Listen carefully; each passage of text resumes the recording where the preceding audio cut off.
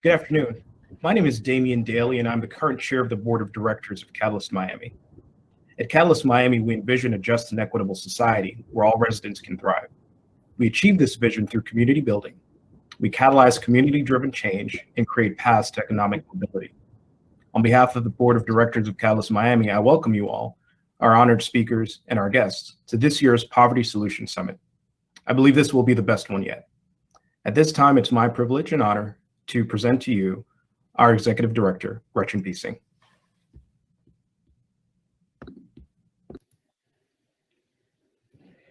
Good afternoon, everyone. So great to have so many people joining us. We're very excited for our first virtual Poverty Solutions Summit. You'll be hearing from me again in a couple of moments, but first I want to introduce a woman near and dear to my heart because she's the founder of Catalyst Miami, our founding CEO and currently the Honorable Mayor, DLC, Daniella Levine Cava. Well, good afternoon, everyone. Thank you so much, Gretchen, for the warm introduction. And Damian, congratulations. We're so thrilled you are on as chair. And a special thank you to everyone for being here. This is such an important conversation and for all the work you do every day. Not just on Poverty Solutions Day. As you all know, Catalyst Miami holds a special place in my heart. I call it the emanation of my soul. I'm so proud of the work that Gretchen has done leading the organization. I started in 1995 and incorporated in 1996.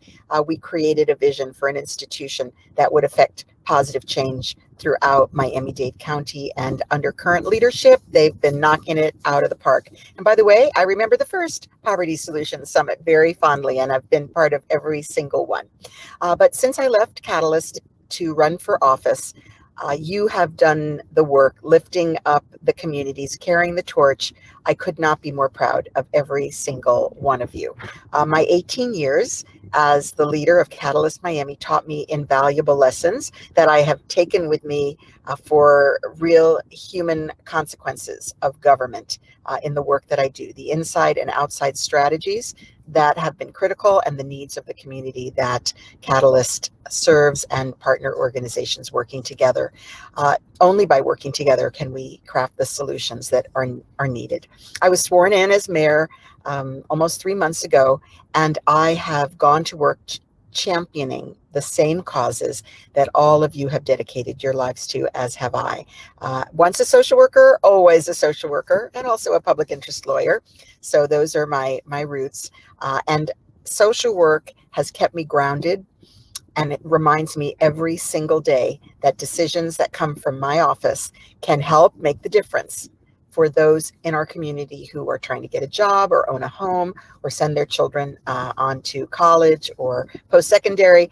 And that's more true than ever as we navigate this pandemic and support the families that are struggling through this health and economic crisis.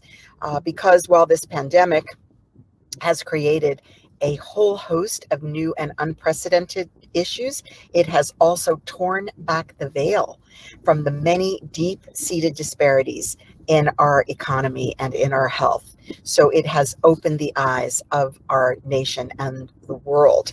Together, I believe that we can and we will meet this moment, and we will begin healing and approach this moment not just as a time of crisis, but as a historic opportunity to rebuild a stronger and more equitable community. Challenges and opportunities. And we can work together to take the 4 E's that I outlined in my first State of the County address last Friday. They are equity, economic opportunity, environmental investments, and engagement, direct engagement with the community.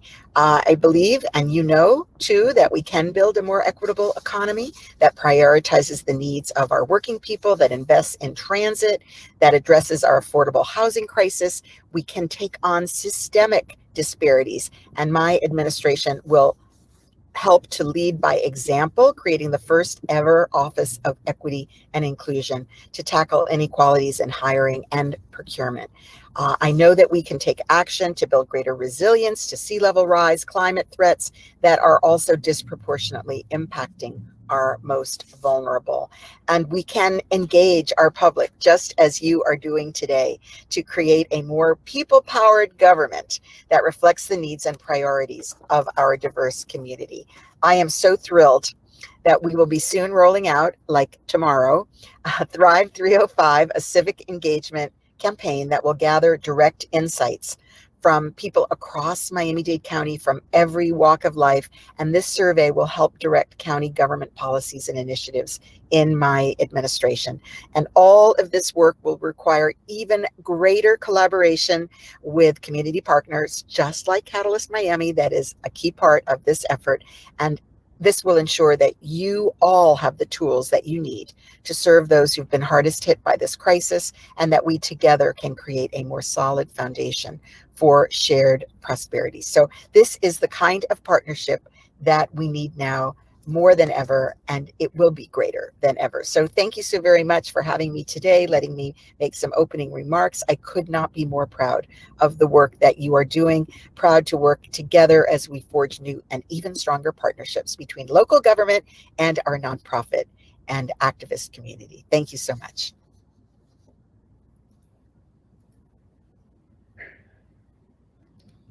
Thank you, Daniella. It was great to hear from you. And also thank you, Damian, and the Catalyst Miami Board of Directors. I appreciate all of the support.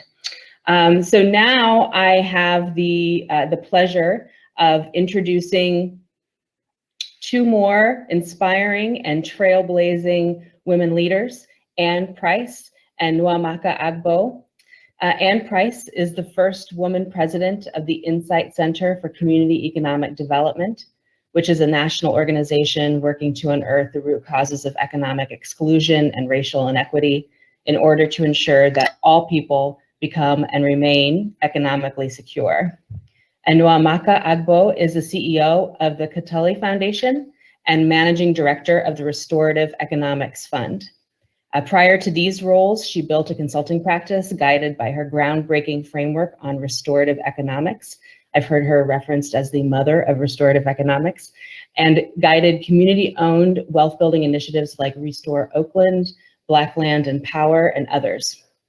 Both Ann and Nwamaka are deeply committed to building resilient, equitable, self-determined communities, and we're very excited for you to hear the insights that they're going to bring from their work with communities. So as an opening question for Ann and Nwamaka, we'd like to ask you both to tell us a bit about how the root causes of the racial wealth divide or racial wealth gap are embedded into and perpetuated by our policies and institutions, and how community ownership can serve as a strategy and vehicle to democratize these systems.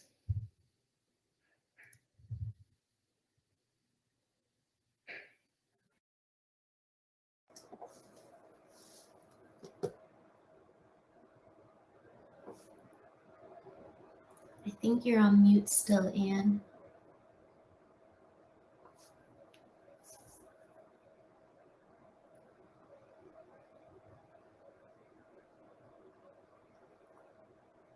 Oh, you want me to go? Great. Well, while Ann gets her audio back up, thanks for the warm introduction, Gretchen, and honored to be able to share a bit more about the work that I've been doing in my field, focused in on restorative economics, coming from a social justice perspective, and really honored to finally be in a conversation with my dear friend Ann, who's done a lot of thought leadership and articulation of what it looks like for the public sector to be in deep relationship with community as we work together to build community wealth and shared prosperity. And so, Ann, should I kind of go in to respond to the first question? Sure. So in terms of this question that Gretchen opened us up with in regards to what we need to do to address the racial wealth divide, I think it's important for us to first really root our conversation in the context of the historical, social, economic, and political ways that communities of color have been disproportionately impacted by extractive economic policies and systems. And unfortunately, we have a set of habits and patterns with our global economy that looks at the extraction of natural resources, excluding Black and Brown communities from being able to participate in the benefits of what our economy has to offer, exploitation of labor, accumulation of wealth that leads to the consolidation of control and power. And I lift this up because I think it's important to recognize that there are intentional practices that have been embedded into policies that have sought to ensure that there are some that continue to benefit off of the hurt and harm that keeps others from being able to actually partake in what our economy has to offer. And so when we come to understand the ways that the enslavement of African people, the genocide of indigenous people, the exploitation of labor of immigrant communities all lend itself towards the United States then being able to have a growing GDP, we come to understand that while the dollars and cents as the metric of what productivity looks like, as a measurement of how well our country is doing, it's coming at the expense of creating good quality life to those communities that make it possible for many of us to be able to benefit. So all that to say, the racial wealth divide is not just a conversation around the dollars and cents of why white families may have more generational wealth compared to indigenous, Black, and brown communities. It's also important to understand that what sits in that chasm of the racial wealth divide is an understanding that there are skills, capacities, access to networks, and resources that make it possible for some to continue to benefit at the expense of others. And so our work in terms of trying to address the racial wealth divide is not just about financial literacy and bank accounts. It's also about understanding the systemic inequalities that are rooted in structural racism that also need to be addressed in order for us to create more equitable systems going forward. And so our work actually has to be at intentionally looking at not only how Black and brown communities are expected to kind of only look at the social benefits of an economic development policy or other policies that our local governments may be taking on, but also recognizing that while we are telling Black and brown communities to count the number of jobs that may be created or the acreage of green space that may come as a function of redevelopment work, that there are still those that financially benefit off of these economic development policies and practices. And so how are we also ensuring that we are redistributing the returns, the financial benefits in a way that we are supporting those that stand to be most directly impacted by any policy or any development project as much as or more than actually the developers and the financial investors themselves. And so there's kind of a course correction or right sizing that needs to happen right now. And the ability for that to happen in which we are actually centering the voices that are most impacted to be the owners, the architects, and the direct beneficiaries of our economic policies and practices. And so I think that is the task before us. And I think we are seeing a lot of great examples of how communities are coming together to really be the owners and the decision makers around local community owned and controlled projects. And so would love to hand it off to Anne. I think I can hear you now. Can you hear me now? Yes. Perfect.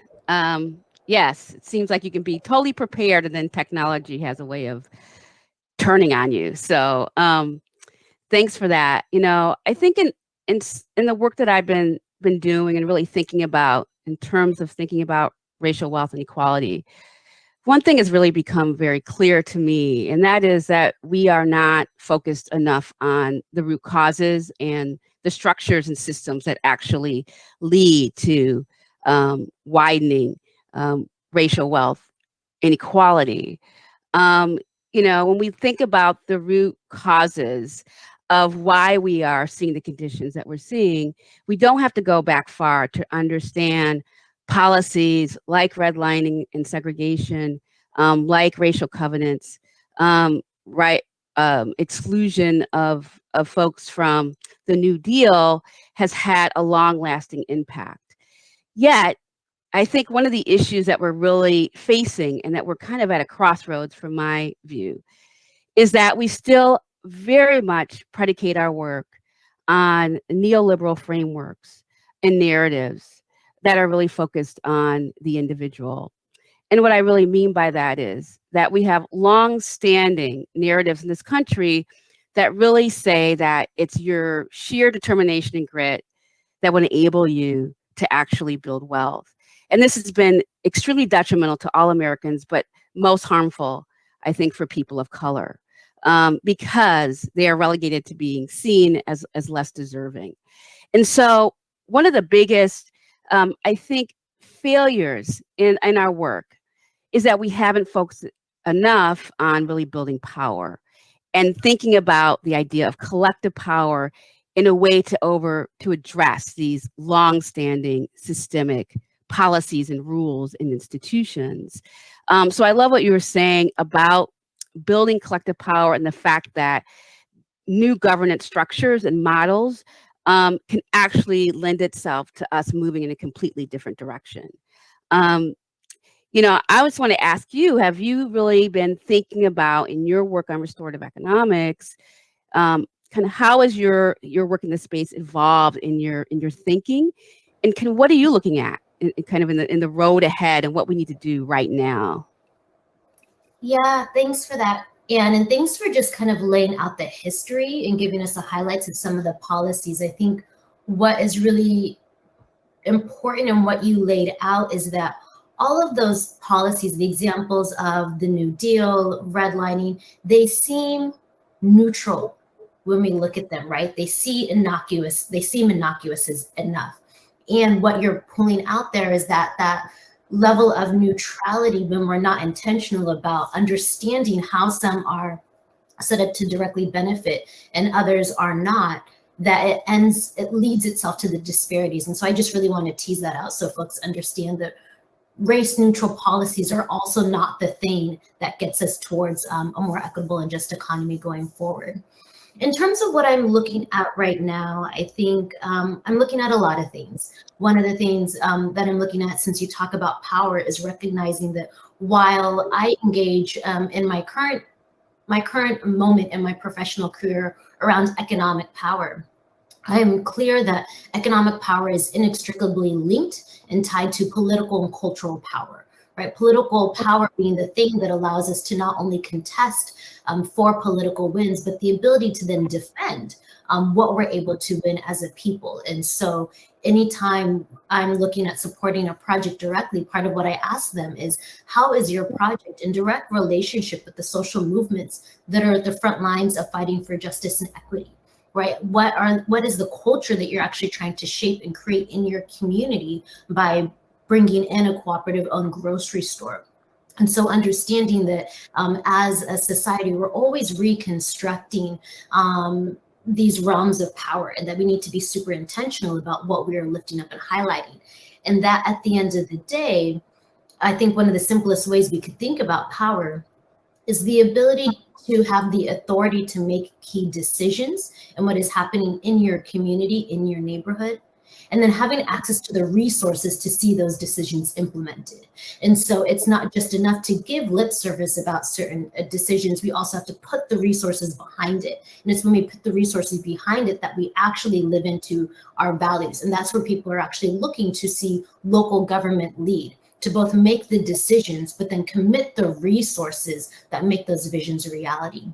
And so all that to say, I've had the pleasure over the course of my career in both working on policy, working on electoral campaigns, and why I continue to kind of come back to this question of the redistribution of wealth and resources being land as much as capital, is that the resources that communities have access to are the direct inputs that then allow them to articulate and create the communities that they want to see. And so I'm really interested in supporting those projects that are community owned and governed, where we see people wrestling with the hard challenges of what does it take to actually create a business that's rooted in cooperative economics? How do we actually hold land as a regenerative, non-renewable resource but hold it in community, in which we're actually ensuring that all get to benefit and not just some, and understanding that there's hard decisions to be made around how we structure the capital stack, how we receive investments under what terms. There's hard decisions to be made about how we come together and collectively govern that asset together.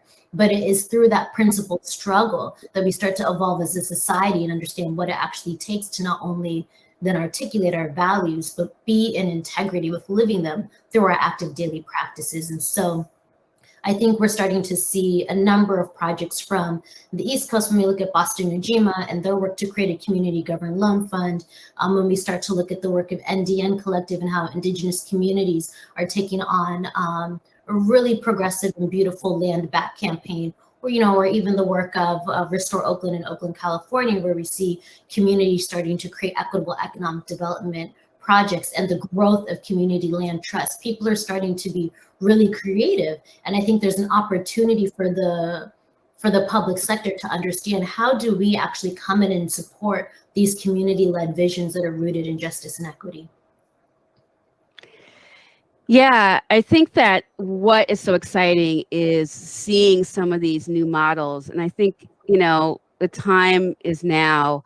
I was talking to a colleague who's working in Oregon on a new approach to think about how community can actually contribute to funders making grant decisions, not just by saying this is what we need, but by actually having a shared table where they make up the majority of the folks at that table and will actually be able to contribute to real funding decisions and the allocation of resources in their community. And so I think that, what I love hearing about your work all the time is the idea of possibility in this realm of experimentation. And you always talk about that we need to be in a place of piloting and experimentation and really, bringing to bear some of these models of governance. I think that's going to be an important part of the movement in this work, and for us to kind of bring together what's been more kind of a focus on individual families with kind of community wealth efforts that are focused on cooperative models, on shared governance. I feel like those fields have been somewhat separate. And we have to start to think about wealth in a much more holistic way. And I think that's really where I'd love to see this work go, particularly in terms of talking about racial wealth and equality, to bring in even other aspects that are non-financial as it pertains to wealth.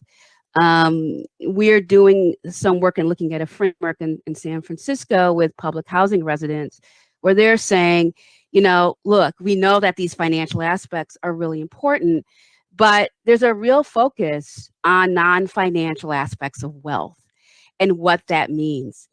And I think what's so exciting about that is that oftentimes that's been kind of pushed to the side. And one, because we don't have, or seemingly don't have, metrics and ways to measure these non-financial aspects of wealth. And so I'm really curious, like, even in the work that you're doing, how have you seen communities really embrace, a broadened idea of wealth? One, you've talked about ownership, but what about those non-financial aspects of wealth? I love what you're lifting up here, and because it forces us to recognize that what we're actually, when we talk about community wealth and shared prosperity, we're talking about what it means to have a good quality of life, right?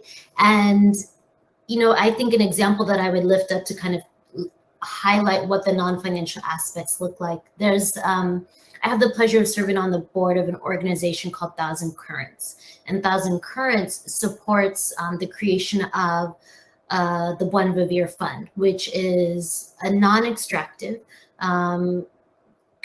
grantee-led community governed loan fund, and that serves projects in the global South. And what's really beautiful about the One Revere Fund, quite literally, translates to the Good Life Fund, a good quality of life fund, is that this is a community of grantees from Guatemala to Mexico to Nepal to South Africa, across the world, that have come together and said that we recognize, yes, the financial investments that are being made, but we too are bringing knowledge and expertise and relationship.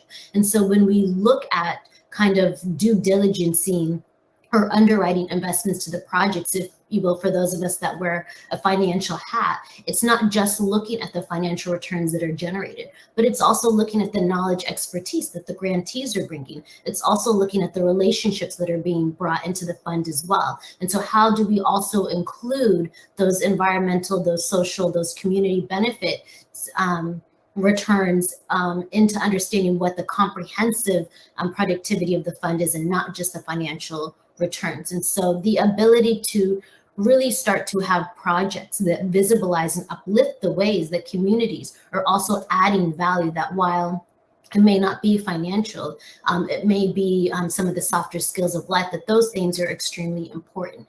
And those pieces are really important because we know in a time of crisis, we know it's actually the relationships that hold us and keep us together.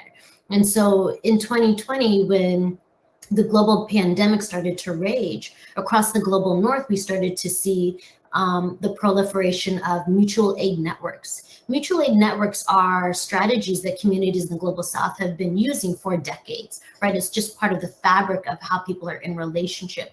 But in the global north, it took us a pandemic to understand the importance of having deep relationships with your neighbors, as those individuals, those people that you rely on in a time of need, in a time of crises. And so they're the relational aspect being as important, if not more important, than the financials, because those are the things that we call on when we need it the most. And so in our work with the Kataly Foundation and the Restorative Economies Fund, one thing that we're really clear about is that we lean into our work as practitioner funders.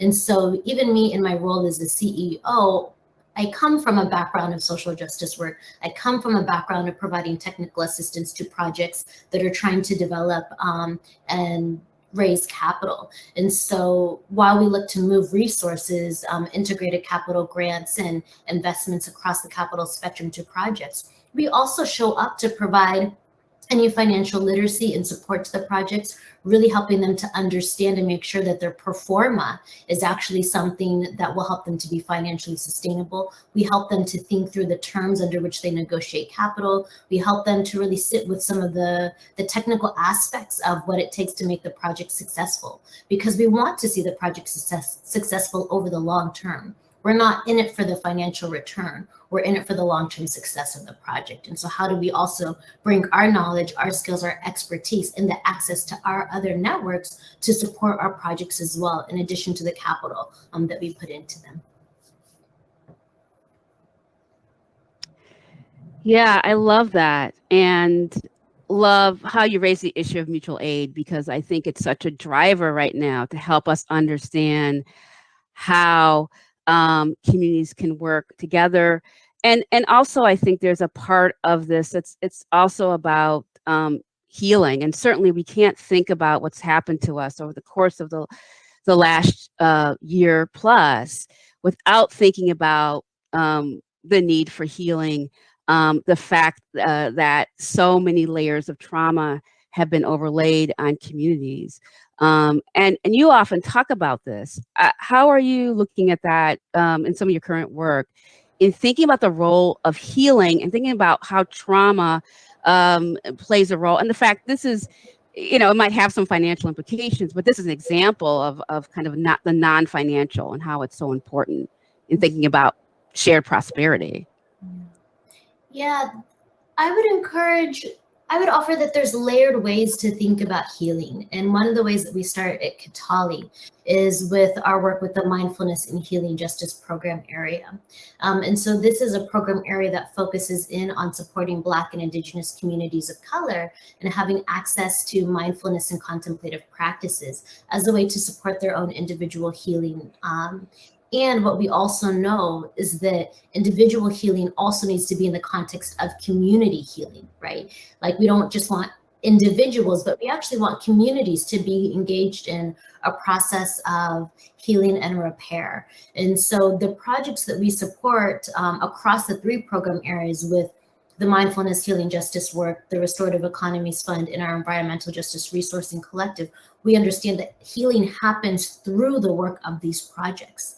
And so all this to say, I think one of the best ways I would invite people to think about restoration and healing is through the work of Brian Stevenson and the memorial in Alabama, and understanding that when he talks about restorative justice, he talks about at first we need to sit with the truths of the hurt and harm that was created. And then we need to commit ourselves to taking on actions that are rooted in reconciliation and repair as our commitment to not repeating the same ills of how we got here. And so what that looks like at our work with Kataly, we are rooted in a deep understanding of the ways that Black, Indigenous, and communities of color have been hurt and harmed.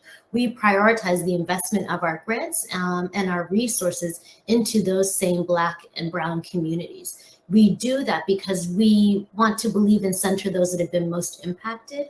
And when they tell us what they need, we want to respond to that call and that invitation for support, rather than as we see with most philanthropies, us coming and telling them what we think that they need. And so it's by this process of believing them when they tell us what they need, that the first stage of healing happens. And then showing up and continuing to be solidarity practitioners and partners with them as they move through their project to see the project be successful, that we're engaging in actions that show our commitment to being in direct solidarity with them. And so that's what it looks like for us in the scope of philanthropy. I think part of what the opportunity is when we start to think about the work on the public sector scale is that when we also sit and recognize the hurt and harms that have been happened, and first the ability to recognize enslavement of African people, the ability to honor and understand that ongoing exploitation of immigrant people and how they're being impacted at the border, we first have to sit with the truths of how we got here, the policies and practices, then invest the resources that help to heal those communities, and continue to invest the resources so they're not just healed and whole, but that they also have what they need to create more just systems going forward. And so I think the opportunity to really lift up how philanthropy can potentially be in partnership with the public sector is a great opportunity. And so that's something that I'm trying to lean into with our work. I think what we saw coming out of the last elections in Georgia with the Senate seats is that philanthropy had actually been showing up and supporting the leadership and the work of the New Georgia Project and Stacey Abrams and Nse Ufot to really build out that electoral infrastructure. It was philanthropy that showed up and believed these communities when they said, we need the electoral infrastructure. And that tipped the scales of what we see in progressive politics. And so how then can philanthropy continue to show up and support communities to then shift and provide an opportunity for the public sector to come along?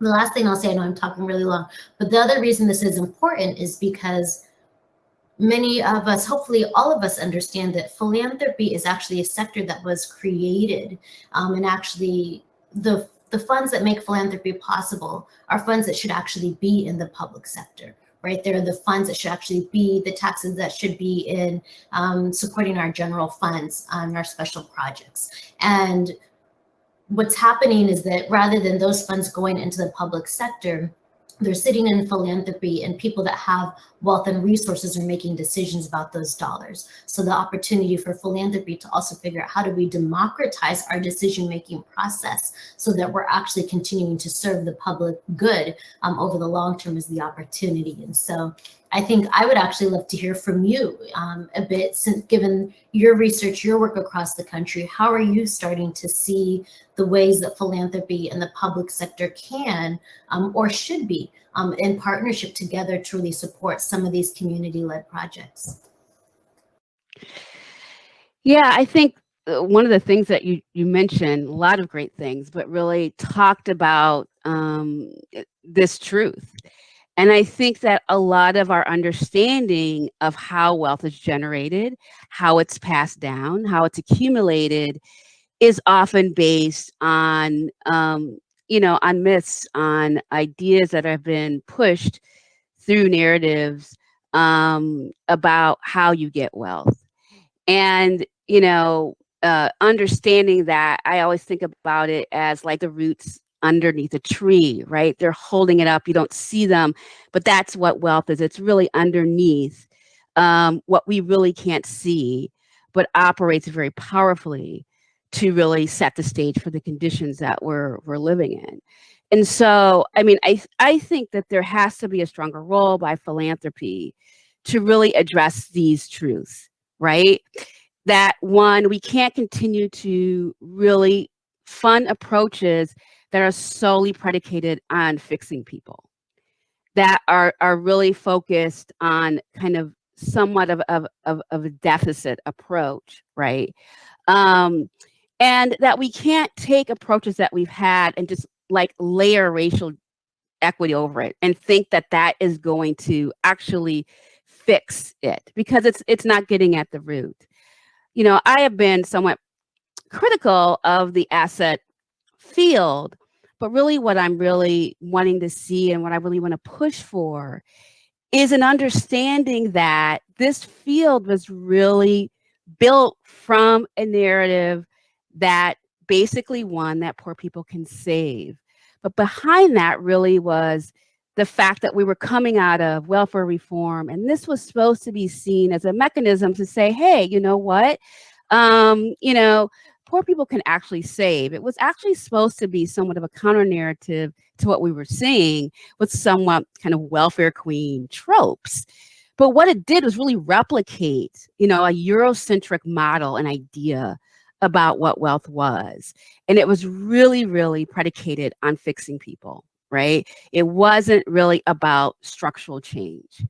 And I think there's been a realization that we can't just continue to not look at those structures. And so I think there's important elements that we have to really build into this work that funders can think about. One, we have to think about the rising corporate power and the role that plays in the lives of people.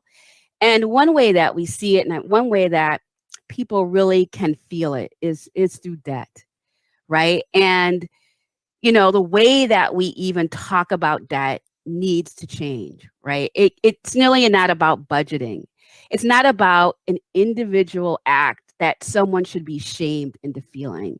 It should be very much public and very much about power, because that's what debt is. And particularly the fact that white people, more than people of color, can utilize debt as a way to build wealth. It seems almost counterintuitive, but it's so critical because all of this is really built on extraction and the fact that these communities have been extracted from. So we have to look at corporate power and how that plays out in housing, how it plays out in higher education, and a number of other realms. And so it is, to me, kind of moving away from fixing people to getting to those root causes, tying in issues that we haven't thought about in the past, like mass incarceration and its role on stripping and extracting wealth, about the role that corporate power plays, not just in labor, but in almost all facets of our economic lives, and the fact that, the need for more cooperative approaches is countering this rise in corporate power.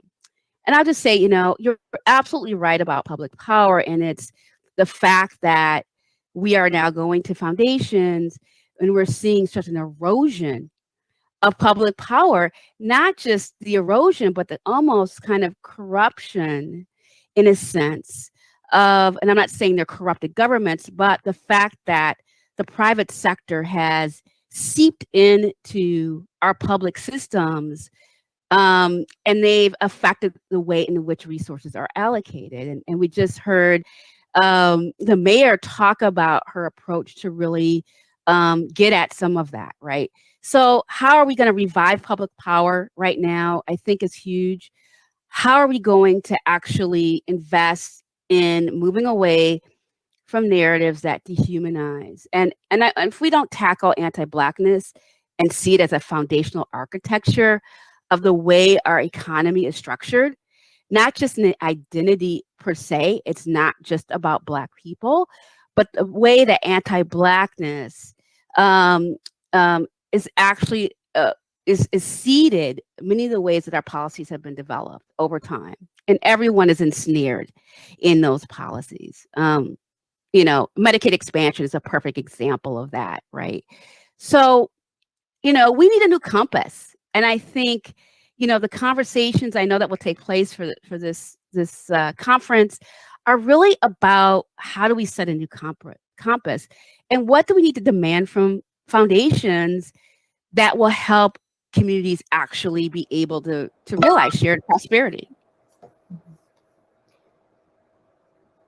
If I could just, for folks that don't know, Ann and I have been like wanting to have this conversation forever. So I just want to, lift up part of what Ann was speaking to in her last set of comments. There's this piece around there. We've created a narrative, right? There's a narrative strategy that's permeated the ways that we think about the responsibility of the individual to change their own situation and their own conditions. Meanwhile, we know we have systems and policies that are inconsistently applied to certain populations, certain communities, right? So we could see an individual, a millionaire, quote unquote millionaire, have lots of money and be seen as powerful. When we dig into their tax returns, we come to understand there's a lot of debt there.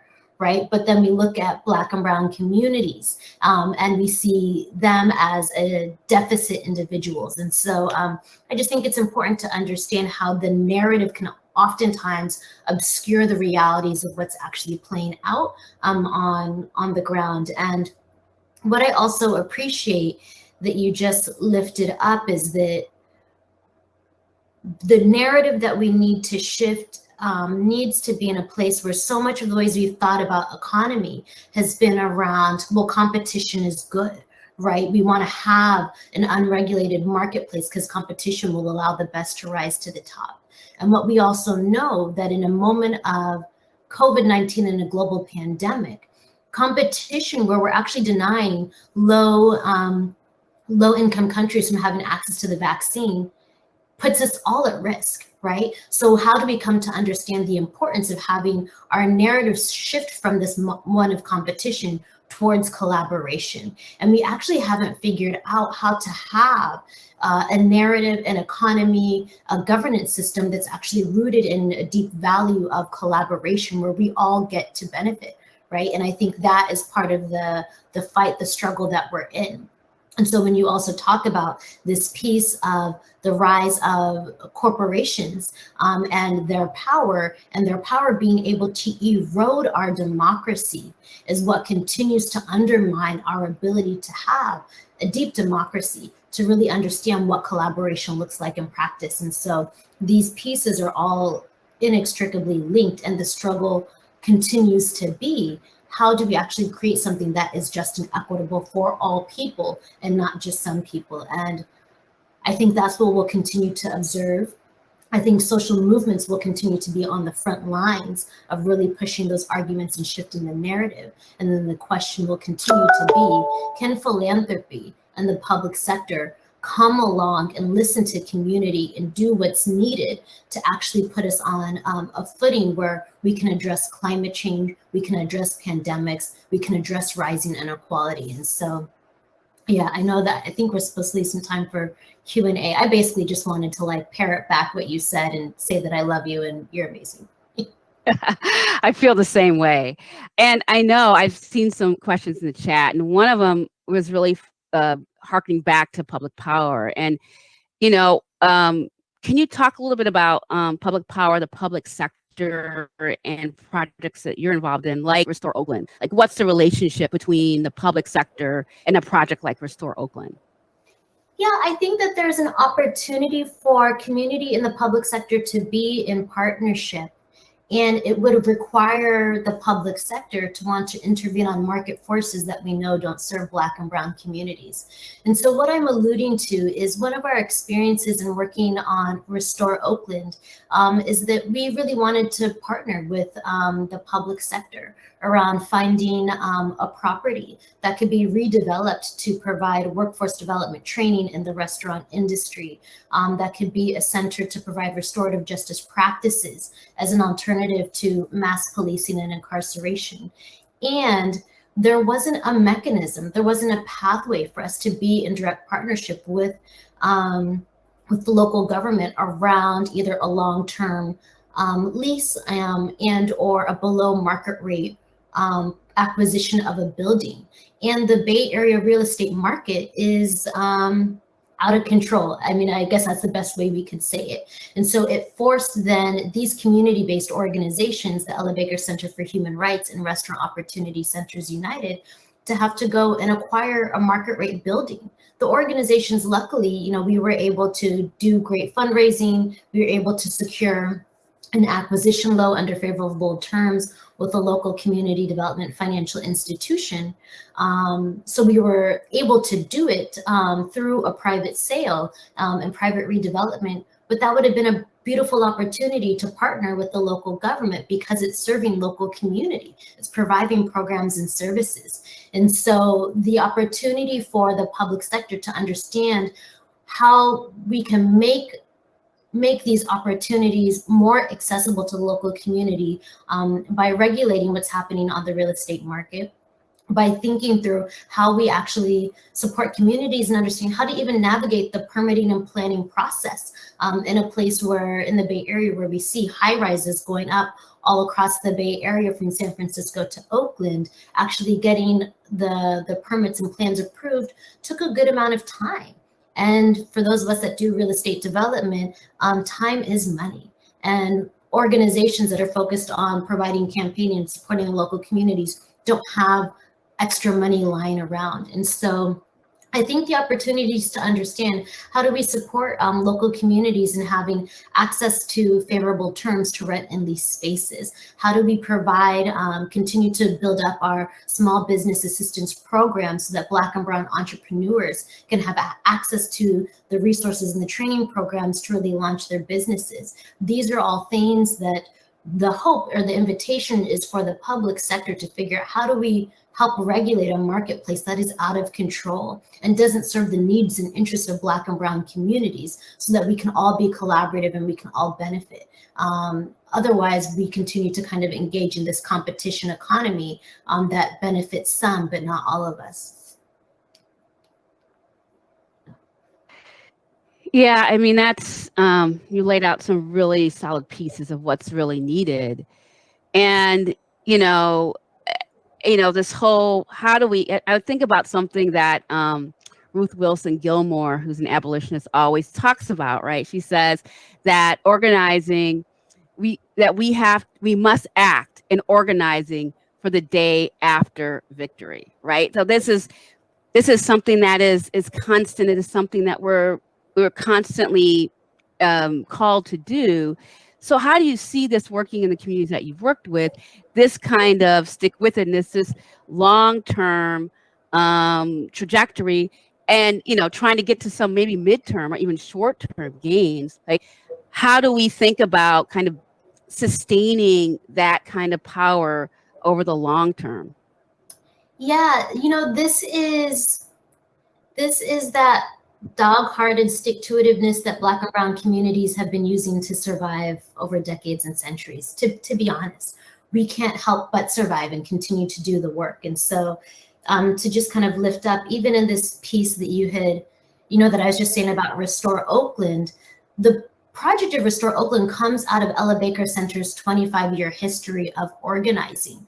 It comes out of Restaurant Opportunity Center's work of organizing since the 9/11 attacks on the World Trade Center. And so I lift this up because Restore Oakland is a moment in time that reflects all of what these two organizations have been learning. And it has been their effort in terms of continuing to organize and do public policy to push on the public sector to actually desegregate the restaurant industry, to provide restaurant workers a living wage. The Ella Baker Center's work to close youth prisons across the state of California and now nationally. And the public sector should do those things. And what we're also recognizing is that people know what their communities need now. So then creating a building and a space where we can see these solutions, these projects realized. I think when we look at the work of the National Black Food and Justice Alliance, really supporting the project of Black Land and Power, where we're recognizing and understanding how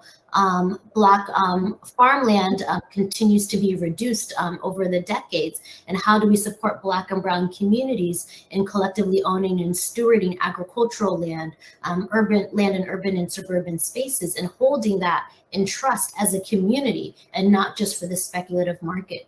You know, I think about the work of Seed Commons creating a cooperative community loan fund to support community loan funds across the country so that cooperatives can actually be deeply invested in as a place for robust democratic workplaces that serve their local communities. And so people are organizing and building the projects in spite of the insurmountable odds and in spite of the public sector being slow to kind of catch up to what these new innovative projects are. And I think that's the opportunity that communities will continue to push and organize for their survival and their right to thrive. And how can the public sector provide the policies, the structures, and the systems to actually make that so?